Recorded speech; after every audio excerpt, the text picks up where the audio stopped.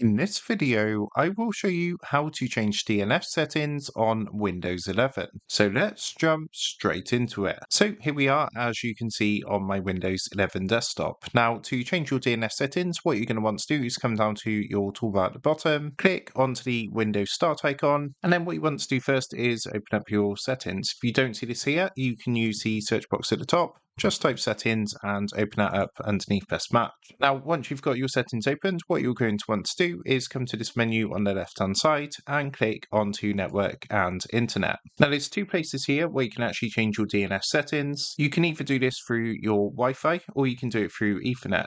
In this example, I'm going to go ahead and do this through Wi-Fi just because it's not going to show my IP address. So once you've clicked onto your chosen option, what you want to do is come down and click onto hardware properties just down here. And that's going to take you to a screen like this. Now, you can see towards the top, we got this DNS server assignment, and this is where you can actually change your DNS settings. So if we actually come to the right of this and click onto the edit button just over here, what it's going to do is open up a window like this. Now, from here, you can see it's set to automatic. What we want to do is click onto this box and change this to manual. Then what you want to do is turn on IPv4, and then what you need to do is put your new DNS into the boxes here. So your preferred DNS is your primary DNS. So if you want to choose Google, the Google DNS is 8.8.8.8, and in the alternative DNS you want to put 8.8.4.4. Of course, there's a ton of public DNSs you can use, but Google is a very good one. If you're experiencing like slow internet, it can help and make your internet faster, and pages should load a lot faster. So all you want to do once you've done that is come down and click save at the bottom. And once you've done that, as you can see, we've now changed our DNS. So now you can try your internet and see if that helps load